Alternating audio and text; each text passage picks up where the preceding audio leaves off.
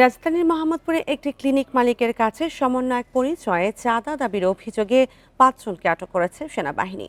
রোববার রাতে তাদেরকে বসিলা আবাসিক এলাকা থেকে আটকের পর মোহাম্মদপুর থানা পুলিশের হাতে সোপর্দ করা হয়। এই ঘটনায় চাঁদাবাজির মামলা করেছে হাসপাতাল কর্তৃপক্ষ।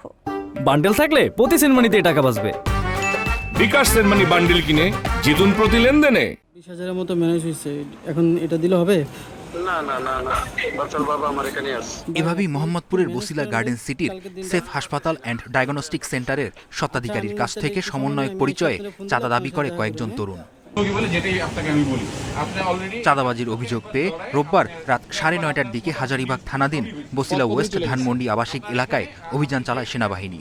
ঘটনাস্থল থেকে ৪ তরুণকে আটকের পর মোহাম্মদপুর থানায় সোপর্দ করা হয়। মালিক পক্ষ জানায়, গত ২০ সেপ্টেম্বর তাদের হাসপাতালে এক নারী মৃত বাচ্চা প্রসব করেন।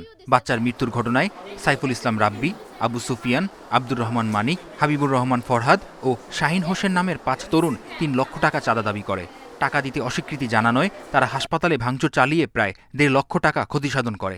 এরপর তাদেরকে ১,২০,০০০ টাকা দেয়া হয়।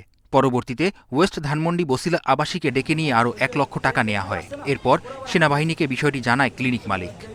১,২০,০০০ টাকা রাখছি, দিয়ে দিছি যে বাবা এই এখন তো মেডিকেলটা বন্ধ আছে, একটু কাজকর্ম করার যাতে আমরা এই সময় বন্ধ আছে কাজকর্মগুলো করাইও।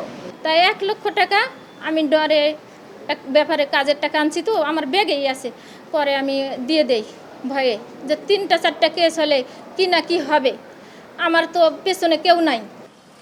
এই ঘটনায় ৫ জনের নামে মোহাম্মদপুর থানায় মামলা করেছে ক্লিনিকের স্বত্বাধিকারী আফরোজা শিল্পী। থানা সূত্রে জানা যায়, অভিযুক্ত রাব্বি আরেকটি চাঁদাবাজির মামলার আসামি। মামলাটি তদন্ত করছে পুলিশ।